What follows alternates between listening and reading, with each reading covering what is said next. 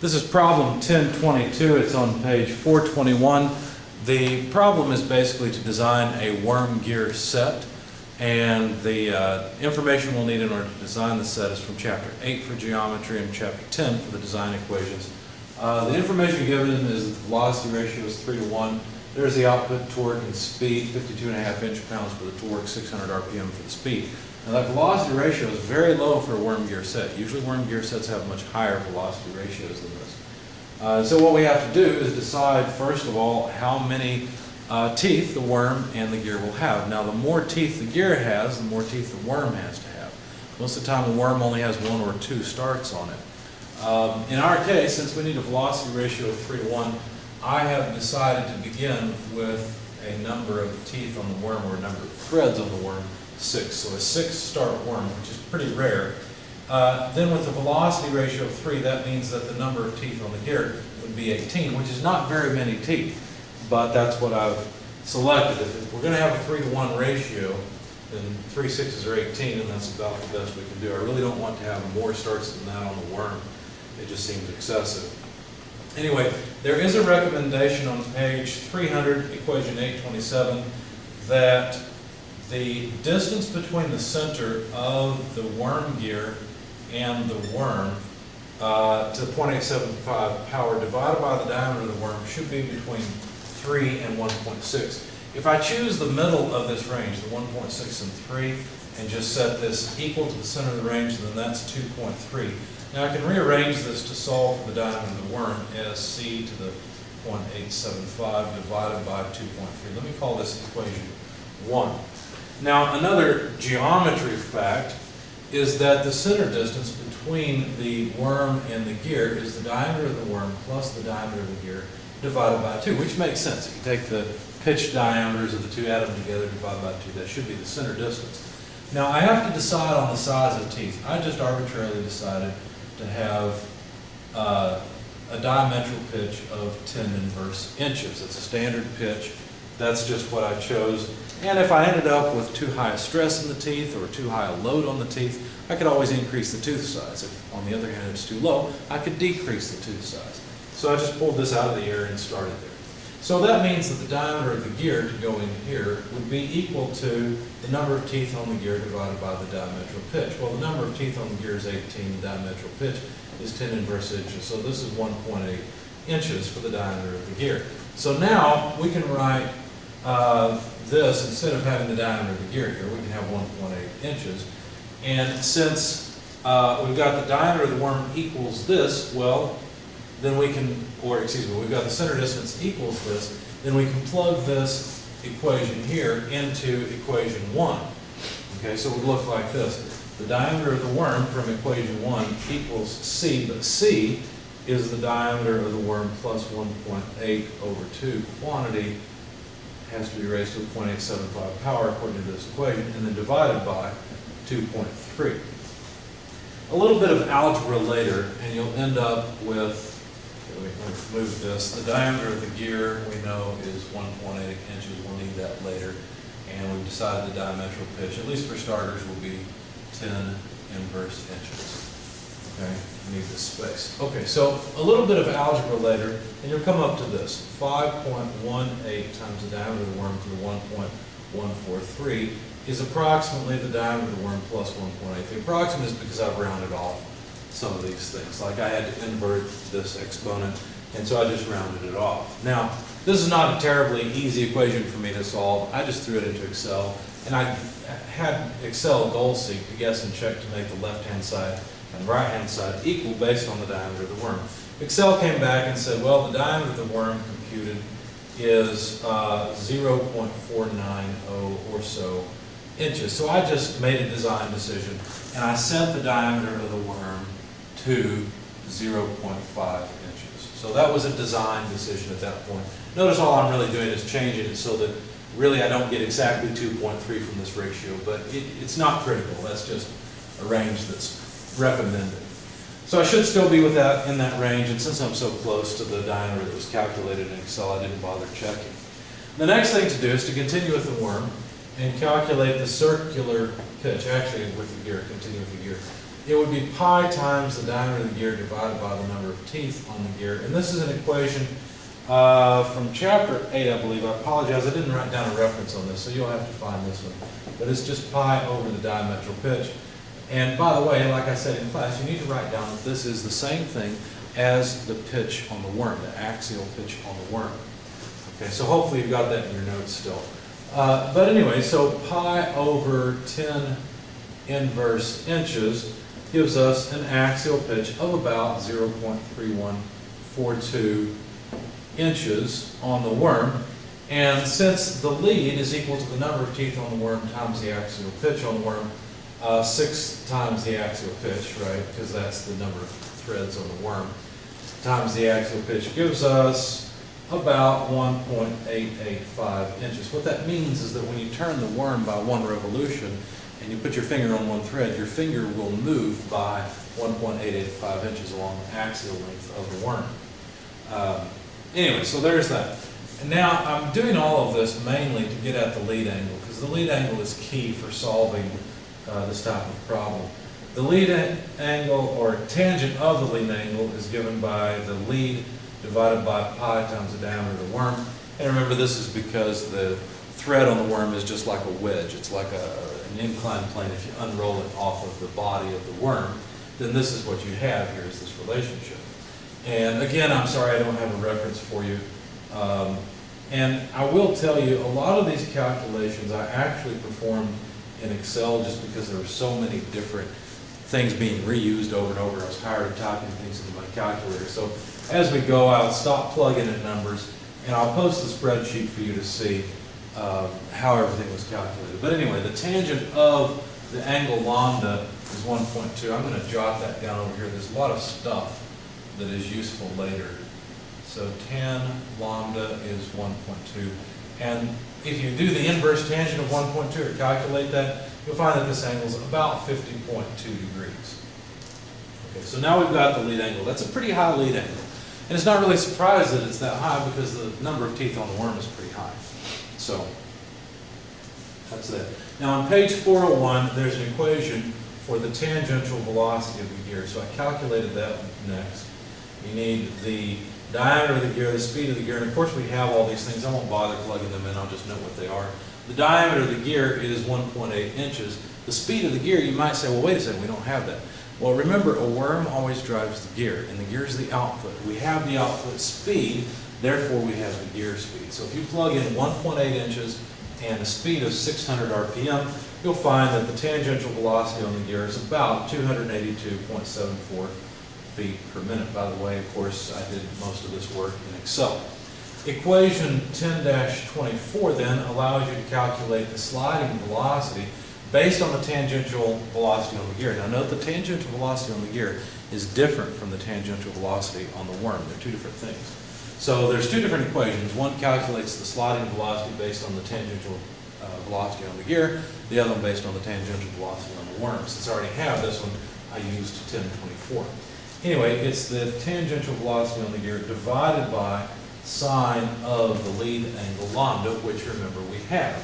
So plugging all this in, 282.74 and sine of 50.2 degrees, you find that the surface speed, or the sliding speed, sliding velocity, is about 368 feet per minute.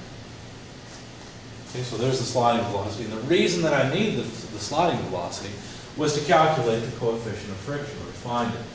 If you look at figure 1025, you'll see that it relates the sliding velocity to the coefficient of friction. And when I read it off the chart, I got about 0.034 based on the sliding velocity. That was just a rough read off the chart. However, equation 1027 also will allow you to calculate the velocity. It's just the same thing that the curve was made from, the figure 1025. By this equation. E, by the way, is the E on your calculator, the 2.71, whatever number, the special number, exponential number, that is associated with the natural log. And here's the equation, and it looks a little weird, but it does work out. You've got 0.103 e to the power of negative 0.11 times the sliding velocity, where the sliding velocity itself is raised to the 0.45 power. After you get done with all that, then you add 0.12 to it. When I did that, I got that the friction coefficient is 0.0334. So I was happy with that because I'd read off a number very close to that on the figure. So I was pretty sure that was correct. Now let me get rid of some of this. We may as well write down the axial pitch and some of the outputs as we go. 0.3142 inches, lead 1.885 inches, and we've already got the tangent of the lead angle.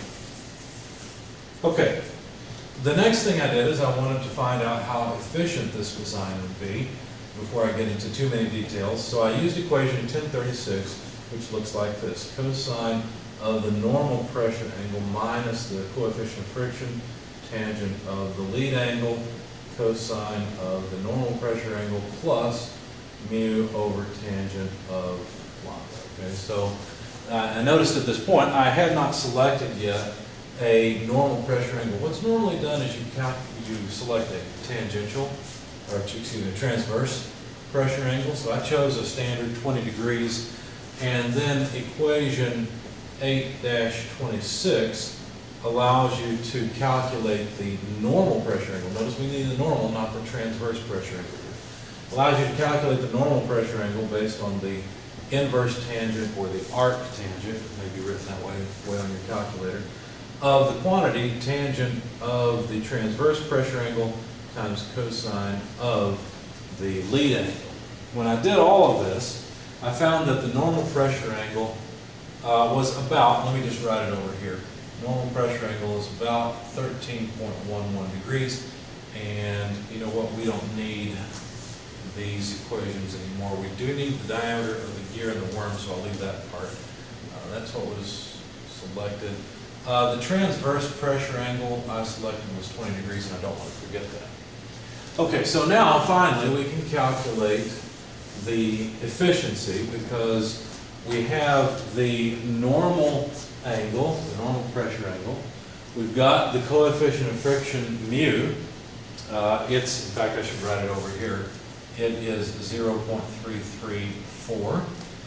And let's see, may as well copy down the tangential velocity on the gear while we're at it, 282.74 feet per minute, as well as the sliding velocity, which is 368.0 feet per minute. Okay.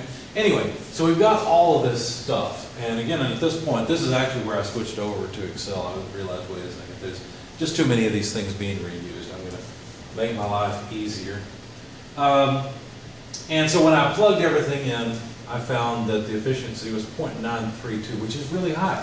This is a 93.2% efficiency, which is a lot higher than you would normally expect for a worm gear set. But it's not really a surprise because the lead angle is so high since we have so many teeth on the worm. So it's a very efficient set so far.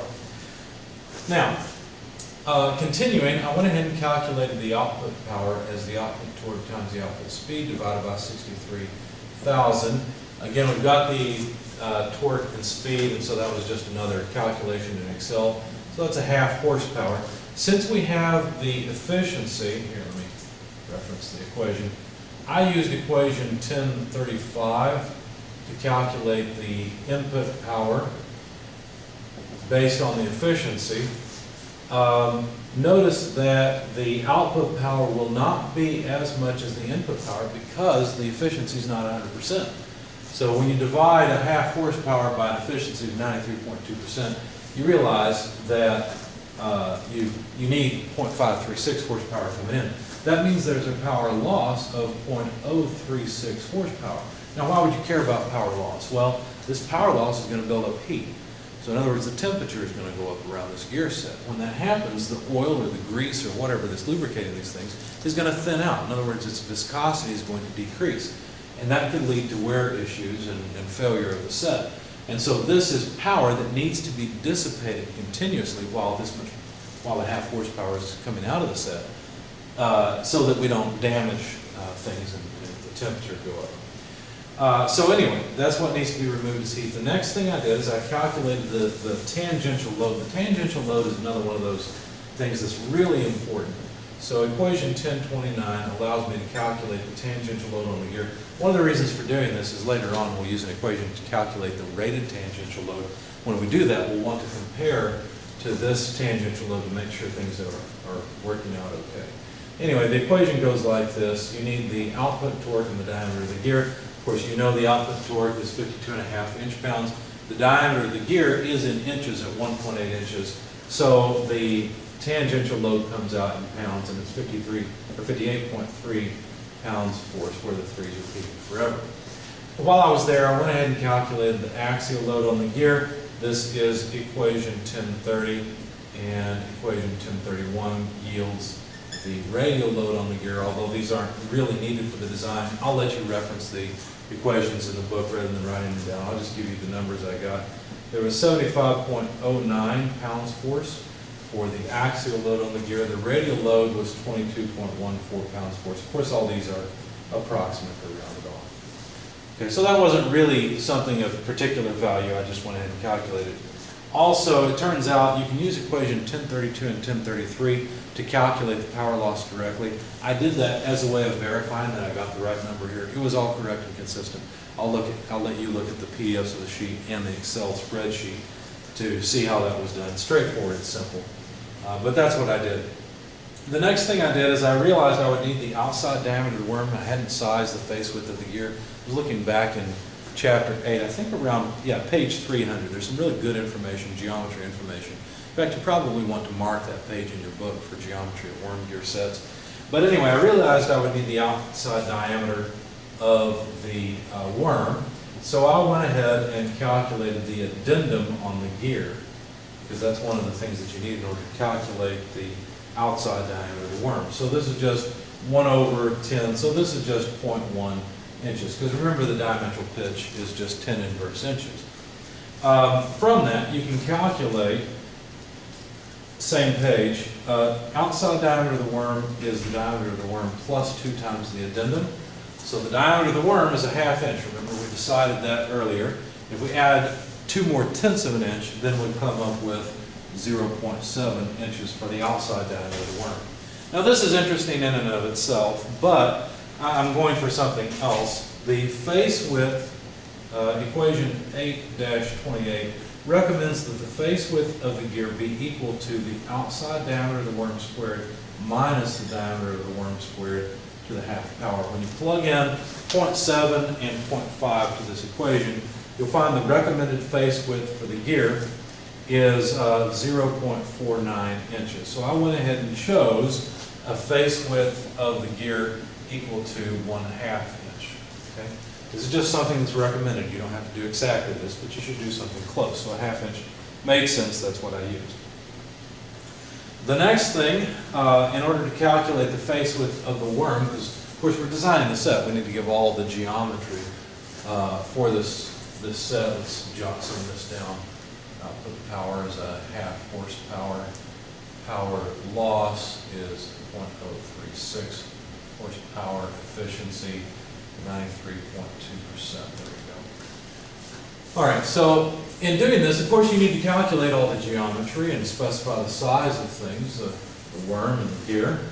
And so what I did is I calculated the throat diameter. The throat diameter is a parameter of the gear. It's just a geometry factor of the gear. And it looks like this. It's the diameter of the gear plus 2 times the addendum. Since the addendum is 1/10 of an inch, 1.8 plus 2/10 gives you 2.0 inches exactly. And I'll jot that down over here, even though it's maybe a little less valuable. I'll put it with the diameter of the gear. The throat diameter is 2.0 inches. Where that really comes in handy is to calculate the length of the worm, basically, the amount of the worm that would engage with the gear. So that's 2 times, and by the way, this is equation 8-31. Notice a lot of these are chapter 8 equations, so they come from the geometry chapter. So the face width, 2 times the throat diameter over 2, that's why I needed the throat diameter anyway, squared minus the diameter of the gear over 2, and minus A, that's a quantity, and then squared, there we go, to the half power. When I plugged again, I had all this in Excel, so it was pretty straightforward to do this. I got 1.2 inches for the face width of the worm. In other words, the length of the worm, really. Let me put that down here. So that's 1.2 inches of length of worm.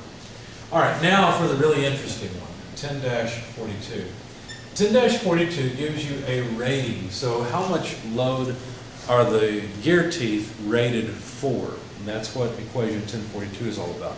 And then you can compare that to the actual tangential load and see if things will work or not. Because if this load is higher than the rating, well then you're going to have a problem. Anyway, the equation looks like this. There's a size factor, diameter of the gear, 0.8 power, effective face width of the gear, cm/cv, and I'll explain these as we go. Now, along the way, I had to make some assumptions. One assumption is that we're going to use a particular type of bronze. Now, there's different types of bronze that your book mentions. It's worth going to your book to talk about them. There are sand cast bronzes, page 413. There's static chill cast or forged bronzes, page 414. Centrifugally cast bronzes. These are bronzes that go up in quality. So it starts from the lowest sand cast, which would be the cheapest and the easiest to make but least accurate, all the way up to centrifugally cast. Now I typically try to make my designs as inexpensive as possible, so I went ahead and chose sand cast bronze. So let me jot that down somewhere. So I'm going to assume sand cast bronze. Now be careful. The sand cast bronze part is talking about the gear. The worm is not sand cast bronze. The worm is made out of steel. And the whole point behind this design method is that the gear will fail before the worm because it's the weaker material. So that's what I've selected is sand cast bronze to make it inexpensive. Now, if you look at page 413, what you'll see is that since the diameter of the gear is less than 2.5 inches, well then that means the size factor is 1,000, okay? So that number is 1,000. We know the diameter of the gear. The effective face width, what is that? Well, the maximum effective face width is 67% of the worm diameter. I got that from page 4, I guess I should write this down, page 413. So I got this equation from 413 as well. Now you usually use the full face width of the gear, if possible, up to this amount. Well, I knew that the face width of my gear is, let's see, where is it? Is a 1/2 inch. So I was a little bit concerned. So I went ahead and by the way, of course, the diameter of the worm is a 1/2 inch. So I knew I could only use 67% of the diameter of the worm. That comes out to 0.335 inches. So there's the face width, the effective face width of the gear. Now, figure 1028 gives you the modification factor for the gear ratio based on, of course, the gear ratio. Now, there are equations for this. Equation 1046 is the lowest range. Unfortunately, it does not accept a gear ratio below 6. Our gear ratio is 3. Normally, I mean, this is very abnormal. Usually gear ratios are much higher on worm gear sets. So when I looked at the figure, the curve did extend all the way down to 2, in fact, a gear ratio of 2. What that worm gear set would look like, I have no idea. But for our case, I could read it off the figure, and it turned out then that the velocity ratio factor essentially is 0.55. So that takes care of FE, CM, and then CV finally. Now CV is a velocity factor.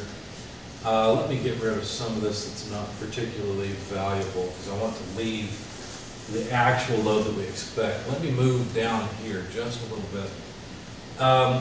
Between the sliding velocity speed of 0 and 700 feet per minute, equation 1049 applies. Now equation 1049 says CV equals 0.659 exponential negative 0.2011 sliding velocity. Now when I plug this in Excel, I got about 0.4396. So now we've got everything that goes into this equation. CS, diameter of gear, is 1.8. It'll have to be raised to 0.8 power. FE, the effective face width. We have CM, the ratio factor, and CV, the velocity factor. We have all these things. And so I was able to calculate the rated tangential load. So this is the load that's tangential, it's the rated amount. And that came out to 129.6 pounds force. Since that is more than the load that we expect on the gear teeth, the 58.3 pounds, well, that means this is good, right? This will work, at least so far. Now, that's not all there is to it. We also have to make sure that the estimate of stress in the gear teeth is not less than the strength of the gear teeth themselves. Now, equation 1037, your author notes, is just approximate. And so you'd want to include a generous safety factor against this. But the stress can be approximated as a dynamic load divided by a form factor divided by F divided by this Pn thing. And I'll describe all these as we go. Now, what I did is I started out trying to get this dynamic load. To get the dynamic load, you have to calculate kV. Now, kV is 1200 divided by 1200 plus the tangential velocity on the gear. When I did that, I got about 0.809. You have to be careful with this. This, going back to the rated tangential load, this is only good for English units because look, we've got to plug the diameter in inches. And this is only good for English units also. Okay, we have to plug the tangential velocity on the gear in feet per minute. And you even have to be careful even if you're in English units, exactly what units you plug in. So you might want to make a note on this. Let's see, this is equation 1040. Forgot to write that down.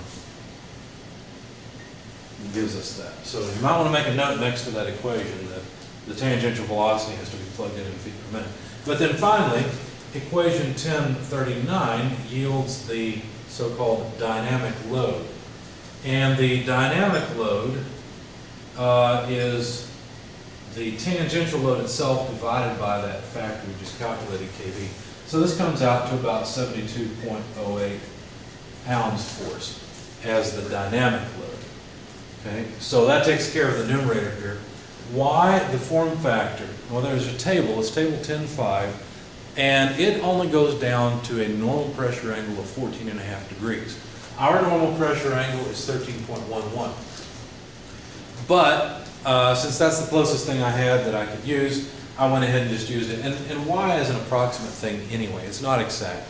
It doesn't vary a lot with the number of teeth on the gear, so your author notes that it's a fairly simple thing and is not particularly critical. And we're going to have a generous safety factor anyway, since this is approximate.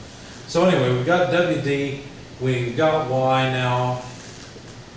Y is about 0.1 from that table, looking up an angle of 14.5 degrees.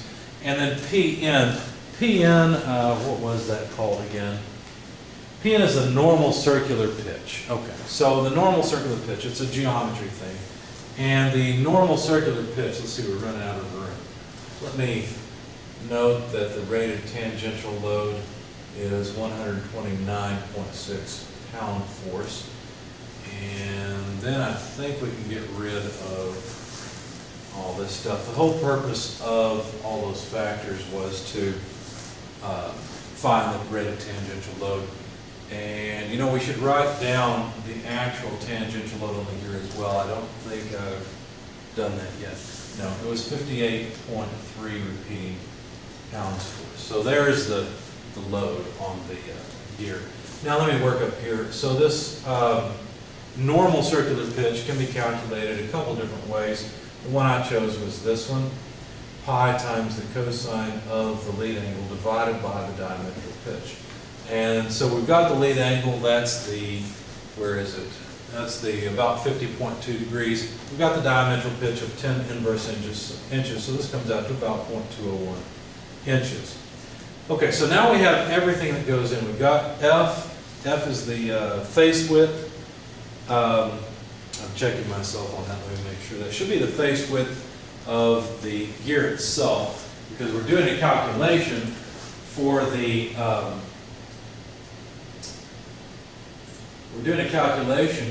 stress in the gear teeth. Yeah, so we are using, it's not clear in your book, but the F used in this equation is the face width of the gear itself.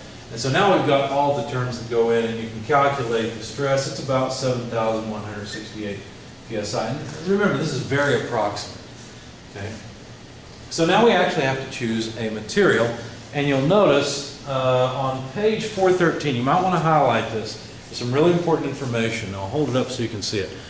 Near the bottom, your author notes the computed value, and it goes on to the next column, so page 413. The computed value of tooth bending stress from equation 1037, this thing, can be compared with the fatigue strength of the material of the gear. For manganese gear bronze, use a fatigue strength of 17,000 psi. For phosphor gear bronze, use 24,000 psi. For cast iron, use about 35% of the ultimate strength, unless specific data are available for fatigue strength. Now, I chose to make this out of bronze, and so fortunately manganese bronze is the cheaper of the two. Phosphor bronze is more expensive. So I specified manganese bronze, and that means that the stress it can take, the strength, or the endurance strength, is 17,000 psi, which is greater than the stress that I had estimated. It's got a nice safety factor against it, and so this design should work fine. I got lucky on this one. This was my first pass through. And basically what happened is I chose some teeth that were relatively large. The 10 inverse inches for the diametral pitch was a fairly large tooth for this application. At this point, if the size was critical, what I would do is go back and actually reduce the tooth size. What that would do is push this stress up higher. It would make the overall set more compact, and would also reduce the rating on the teeth. Because notice that the diameter of the gear goes down, the rating is going to suffer immediately. Also, of course, the effective face width of the gear is going to go down. So how far down can you go? Well, you sort of have to iterate to solve this. But there's an example of designing a worm gear set.